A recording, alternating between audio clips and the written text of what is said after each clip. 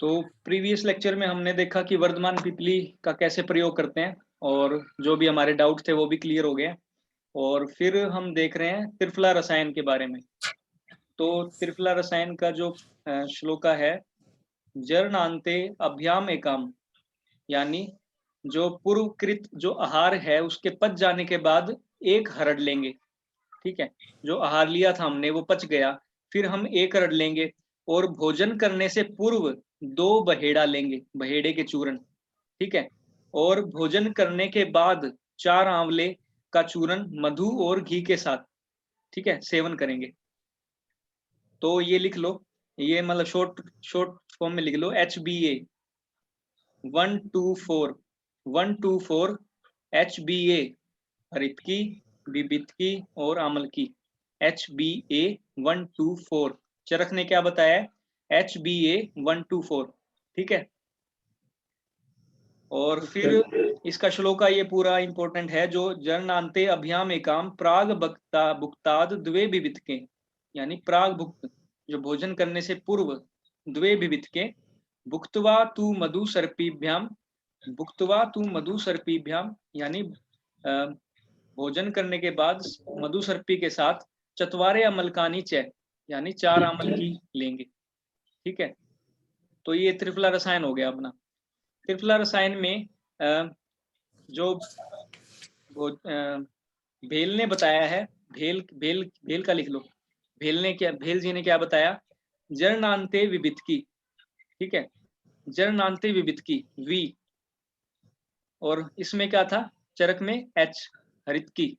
इसमें भेल ने क्या बताया? वी, यानी विविध विविध की विविधक। और भोजन से पूर्व, भोजन करने से पूर्व बताया भेल ने आमलक। और भोजन के बाद है ना विविध, जो चरक में बताया है वो तो बताया है भोजन करने से पूर्व लेंगे हम विविध की, और जो भेल ने बताया है उसमें बताया जरनान्ते, यानी भोजन करने के पूर्वकृत आहार जो है उसके पच जाने के बाद। ठीक है, ये थोड़ा सा याद कर लो, ये ऐसे याद कर सकते हो, VAH या फिर BAH, विविध की, अमल की और हरित की। भेल ने बताया है BAH, विविध की, अमल की, हरित की। BAH, विविध की, अमल की, हरित की। ठीक है, यानी जरनान्ते, भोजन करने जो हमने पूर्वकृत भोजन किया वो उसके पचने के बाद विविध की, और भोजन करने से पूर्व आमलक BAH, आमलक, और फिर भोजन के पश्चात हरित की। ठीक है, H, भेल ने बताया। ठीक है, फिर षाडंगधर हारित ने सेम बताया है एज चरक। षाडंगधर और हारित ने भी सेम बताया है चरक, चरक के अनुसार जो बताया है, यानी HBA हरित की, विविध की, अमल की 124, HBA हरित की, विविध की, अमल की 124, षाडंगधर और हारित जी ने सेम बताया है एज चरक। और फिर भाव प्रकाश जी ने बताया है HBA 111, यानी एक एक लेंगे। भाव प्रकाश जी ने बताया है HBA 111।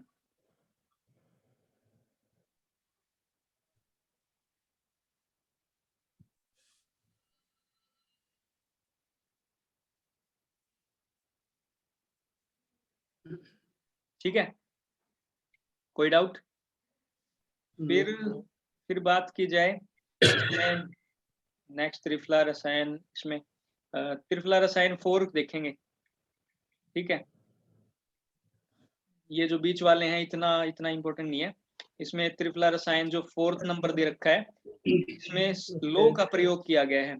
सर्वलोहे सुवर्णेन, यानी त्रिफला चूर्ण सभी धातुओं की भस्मों के साथ इसमें स्वर्ण भस्म ली गई है। मीठावच मधु वायुविडंग, मीठावच मधु वायुविडंग, पीपली सेंधा नमक के साथ 1 वर्ष तक प्रयोग में लाने से मेधा स्मृति बल की वृद्धि होती है। यानी त्रिफला जो चूर्ण है उस सर्वलो, यानी जो सर्वलो है, जो लो आदि जो धातुएं हैं, ठीक है, उनकी भस्में लेंगे, सर्वलो। ठीक है, सुवर्णेन, सुवर्ण जो भस्म है वो लेंगे, और वच मधु सर्पी, ठीक है, और संवत्सर प्रयोगेण, संवत्सर 1 साल तक प्रयोग बता रखा है इसका। संवत्सर प्रयोगेण, 1 साल तक इसका प्रयोग करेंगे, जिससे कि मेधा स्मृति बल प्रदा। ये हो गया हमारा त्रिफला रसायन नंबर 4। इसमें जो धातुओं की भस्में ली गई हैं और स्वर्ण भस्म ली गई है, ये थोड़ा सा इंपॉर्टेंट है। और फिर बात की जाए शिलाजत्तु की। शिलाजत्तु के गुण बताए गए हैं शुरुआत में। ये शिलाजत्तु के गुण काफी इंपॉर्टेंट है, पूछ लिए जाते हैं एग्जाम में। अन अमलम च कषायम च कटुपाके शिलाजत्तु। अनअमल यानी अनअमल जो अमल रस युक्त, और कषाय रस प्रधान, कटु पाके विपाक में कटु, अन अमलम च कषाय कषायम च कटु पाके शीला जत्तु, यानी कटु विपाक में अनमल होता है। और फिर नात्य उष्ण शीतम, ये पूछा गया है, क्वेश्चन है ना उष्ण, नात्य उष्ण शीतम, ये AIAPGT में पूछा गया है ये नात्य उष्ण शीतम, यहाँ से क्वेश्चन बन जाते हुए। और फिर धातु बहिश्च चतुर, यानी अनात्य उष्ण, ना ज्यादा उष्ण है। और जो धातु बहिश्च चतुर धातु भयश्च तुर्भयस्ते संभव है, जो आज जो इसकी जो उत्पत्ति है वो जो सोने से, चांदी से, इन सभी धातुओं से होती है। ठीक है, जो चतुर्विध धातुएं हैं, स्वर्ण, चांदी, तांबा और कृष्ण लोक, जो चतुर्विध धातुएं हैं, धातु भेश्च चतुर्भेस्त संभव है, इनसे बनती है। हेमनश्च, हेम यानी स्वर्ण, रजत यानी तांबा और ताम्र, और कृष्ण आयस यानी कृष्ण लोक, इन सब से ये जो है शिलाजत्तु वो बनता है। ठीक है, फिर शिलाजत्तु की भाव, शिलाजत्तु किससे भावित किया जाता है? तो इसमें श्लोका नंबर 53 पे आ जाओ। Shloka number 53, page number 33। जरा व्याधि प्रशमनम, जरा व्याधि प्रशमनम देह धार्य क्रम, ये इसमें भावना नहीं दी गई। इसमें भावना देने के प्रकार, जो भावना देने के प्रकार बता रखे कि जो वात गण, कफ गण, जो पित्त गण, जो औषधियां है ना, उनका यूज करेंगे। ठीक है, जिस भी हमें रोग का दोष का शमन करना है, उस दोष के समनार जो भी औषधियां बताई गई हैं, उन सब का प्रयोग करेंगे, उन सब से भावित करेंगे। तो उन सब से भावित करेंगे तो जो शीला जत्तु है उन सब का गुण ग्रहण कर लेगी, और फिर जो भी रोग है, जो भी दोष है, उनका शमन कर देगी, या फिर उनको जो सम अवस्था में ला देगी। फिर भावना देने के प्रकार क्या हो सकते हैं? जो शिला जत्तु में वातगण आदि गण की औषधियों का हल्का गर्म क्वाथ डालें, और उस क्वाथ के सूख जाने पर फिर उसमें क्वाथ डालें। इस प्रकार 7 दिन में 7 भावनाएं देनी चाहिए। ये थोड़ा सा इंपॉर्टेंट है। शिला जत्तु को 7 बार और 7 दिन तक भावनाएं देंगे, 7 भावनाएं 7 दिन तक। फिर ये जो शिला जत्तु है वो मतलब एक रोग के प्रशमनार्थ उत्तम हो जाएगा। फिर भावित जो शिला जत्तु है उसके गुण क्या क्या होंगे वो बता रखा था 53 नंबर श्लोका में। तो इसमें बताया जा रहा है जरा व्याधि प्रशमनम, ये इंपॉर्टेंट है 53 नंबर श्लोका।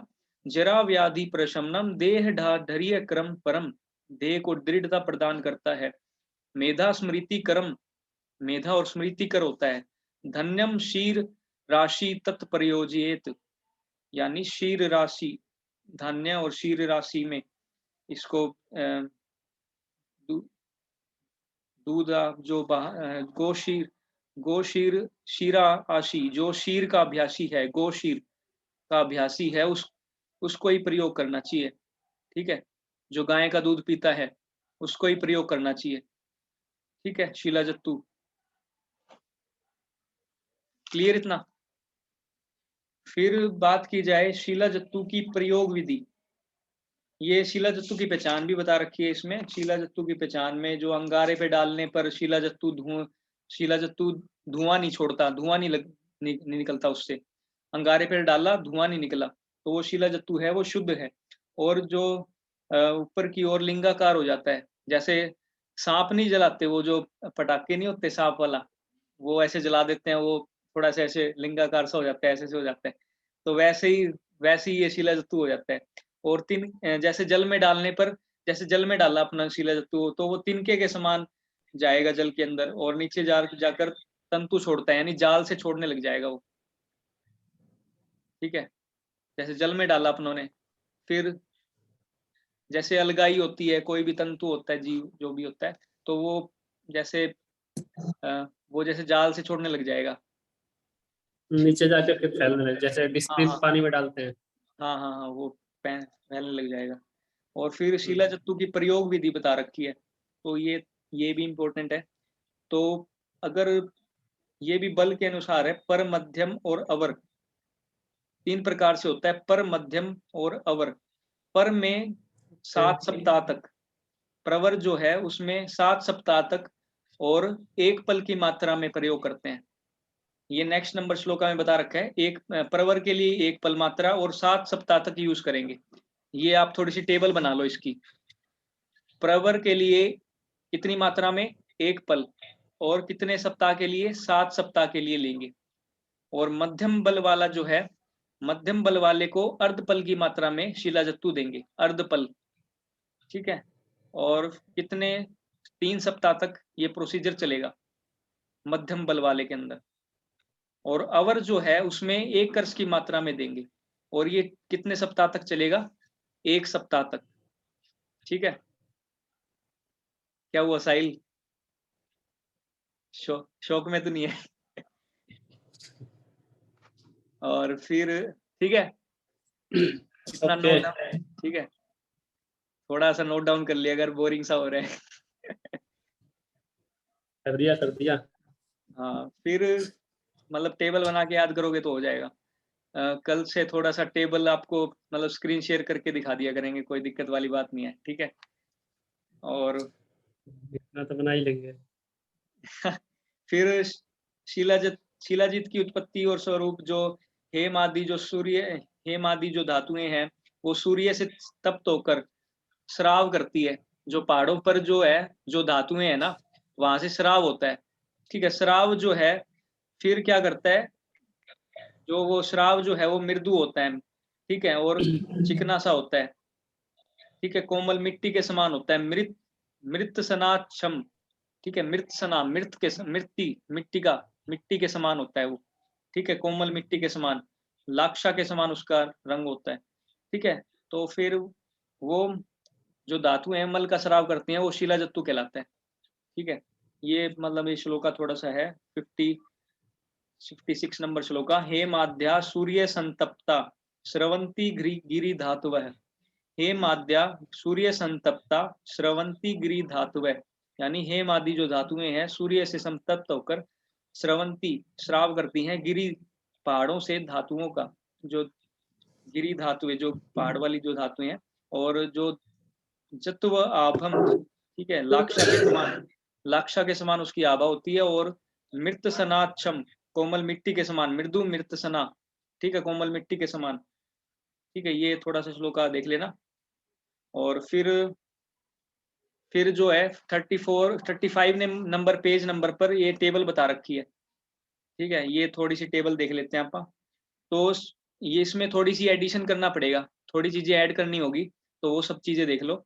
स्वर्ण शिलाजीत, जो स्वर्ण शिलाजीत है उसका वर्ण कैसा होगा, इसमें लिखा गया है टेबल में। अगर आपके पास रविदत्त विद्याधर शुक्ल या फिर रविदत्त त्रिपाठी की बुक है, तो इसमें लिखा गया है कि जो स्वर्ण शिलाजत्तु है उसका जो वर्ण है रक्ताभ बताया गया है। और इसके साथ लिख लो जपा पुष्प निभम। ठीक है। जपा पुष्प के समान होती है इसका जो वर्ण होता है। ठीक है। स्वर्ण शिलाजत्तु का जो वर्ण होता है वो जपा पुष्प निभम। ठीक है। और रजत शिलाजत्तु का श्वेता भी होता है। ठीक है। और ताम्र शिलाजत्तु का जो वर्ण है इसमें लिखा गया है मयूर कंठाभम। आपको लिखना है बहिर्कंठ आभम, बहिर्कंठ आभम। ठीक है। मयूर बही कंठाभम। हम्म। मयूर बही नहीं, मयूर तो नहीं है, बहिर्कंठ आभम। ठीक है। नहीं, इसमें किसका श्लोक बहिर्कंठाभम? बहिर्कंठ तो ठीक मयूर है है, बस, बट किसका, मयूर है, मयूर का ना? श्लोका में नहीं दे रखा ना। मयूर का ही बहिर्कंठ है, मयूर का। ठीक है। मयूर के हम्म। बहिर्कंठ, मयूर कंठाभम। तो ये श्लोका की लाइन दे रखी है बहिर्कंठाभम। ठीक है। ये श्लोका की लाइन नोट कर लो। क्या हुआ साहिल, बीच में गायब? ठीक है। श्लोका में कहाँ पे है ये? क्या श्लोक वाला? श्लोक ये श्लोक रजत शिलानी, रजत शिलाजीत जो बता रखा है स्वर्ण शिलाजीत के नीचे, जो 56 नंबर श्लोक है, फिर 57, 58 वाला, 58 नंबर श्लोक का रजत वाला बहिर्कंठ। हाँ ठीक। ठीक है।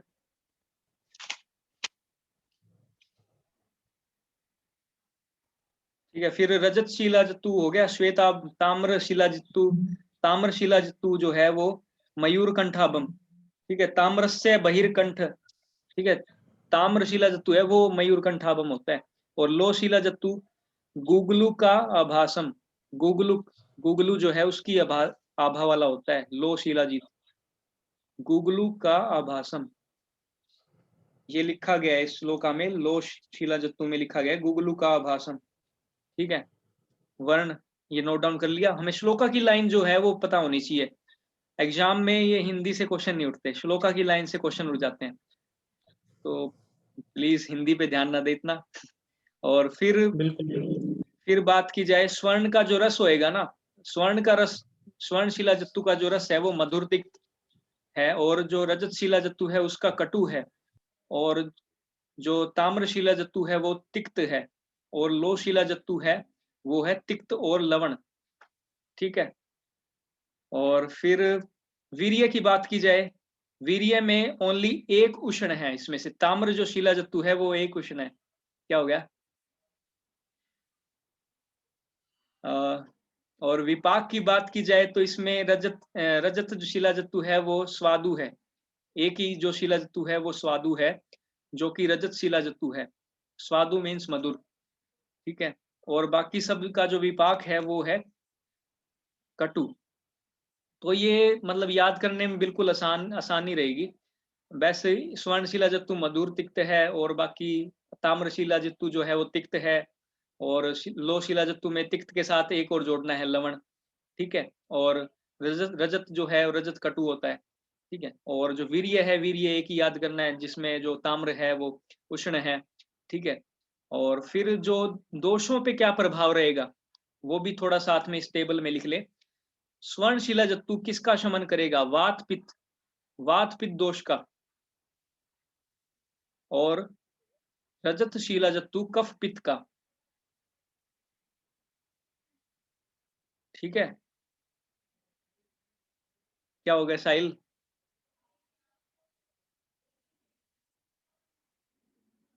ओके, काफी सीरियस हो रहे हैं।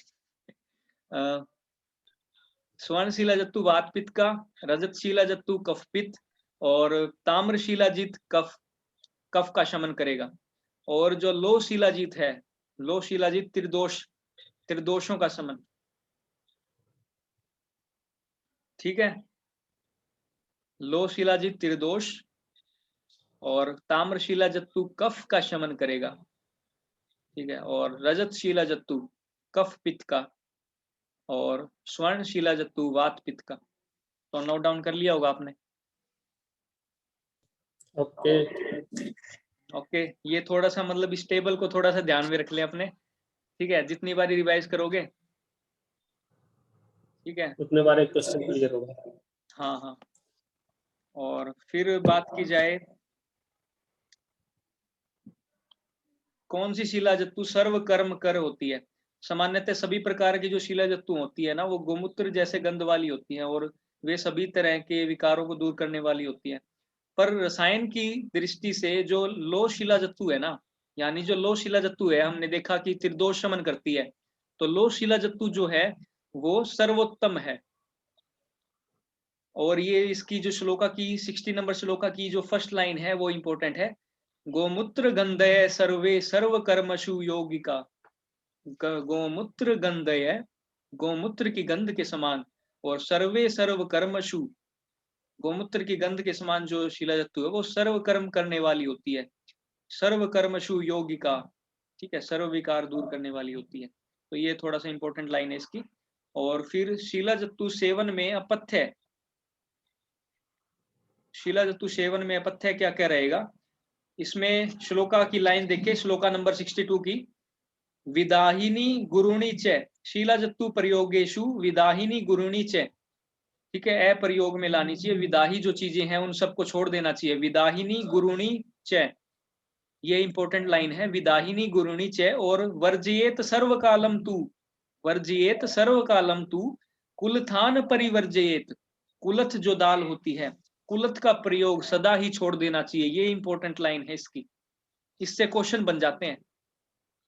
कुलथान परिवर्जयेत, कुलथ जो है वो मतलब परिवर्जन कर देना चाहिए, इसका कुलथ नहीं लेनी चाहिए शीला जत्तू के सेवन के काल में, ठीक है, नहीं तो फिर काफी सारे डिसीजेज हो जाते हैं, ठीक है। और इसमें शीला जत्तू को घोलने योग्य द्रव्य बताए हैं नेक्स्ट में।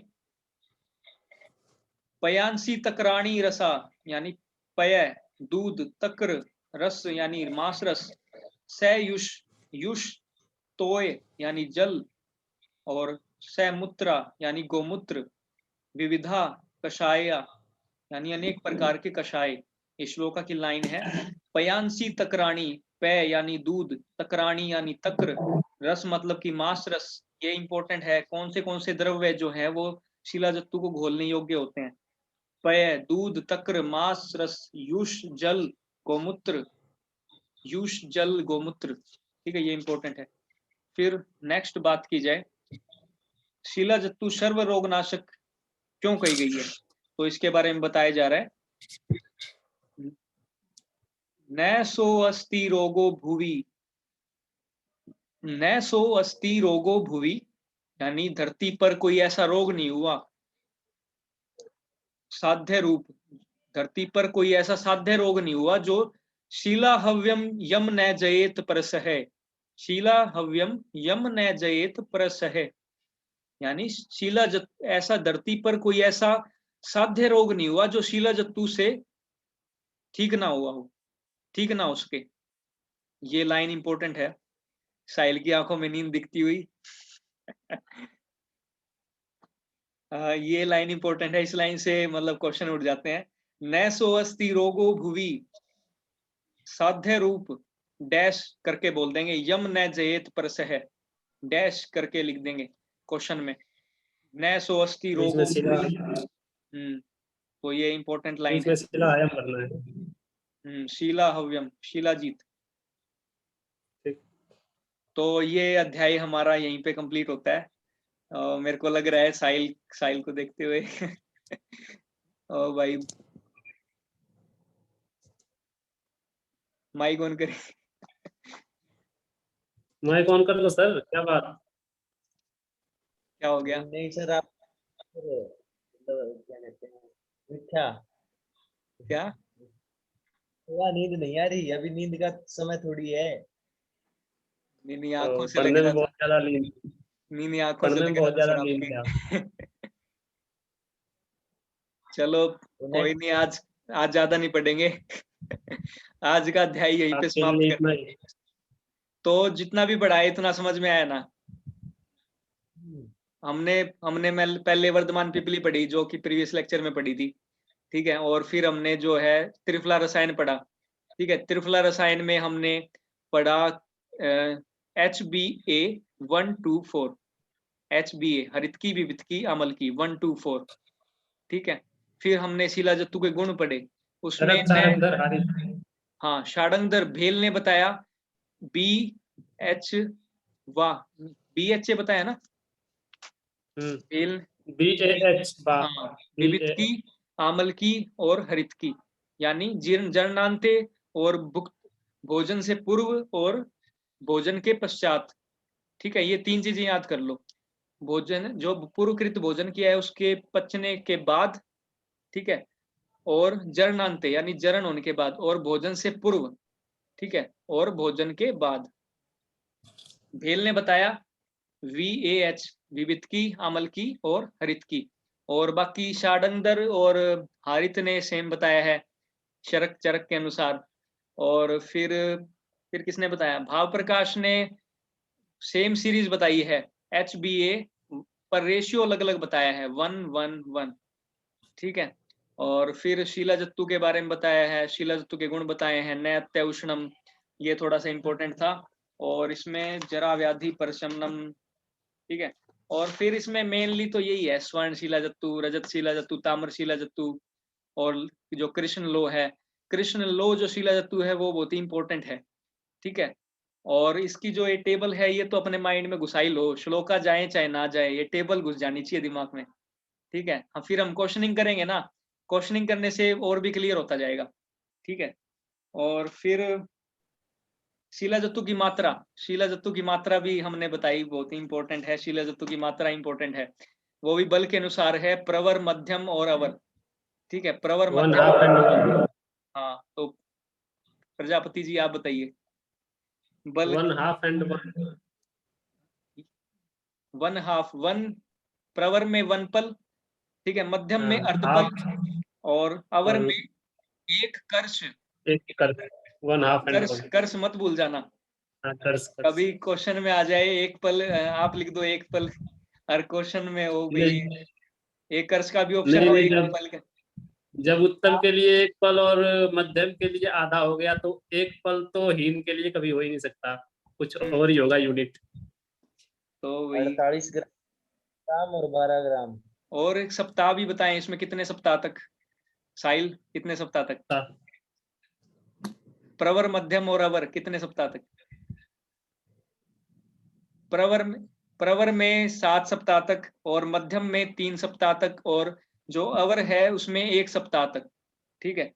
और फिर इसमें 7 3 1, हाँ 7 3 1, ठीक है। फिर इसमें 7 3 10, 10 में हाँ 1 मतलब 0 हटा दो, 7 3 10 1। हाँ 7 3 1। और फिर अभी मीटिंग का टाइम जो है वो खत्म होने वाला है, फटाफट से अपनी मीटिंग कंप्लीट करते हैं।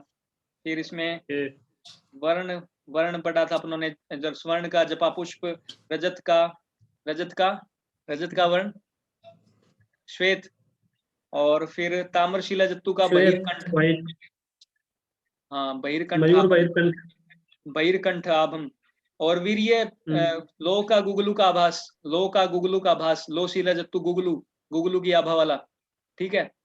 और ठीक, आवाज आ रही है? और फिर भाई वीर्य, वीर्य इसमें 1 का ही उष्ण है, ताम्रशिला जत्तु, ताम्रशिला जत्तु। बिल्कुल। और फिर जो विपाक है 1 का स्वादु है, किसका स्वादु है विपाक? रजत का, बिल्कुल सही।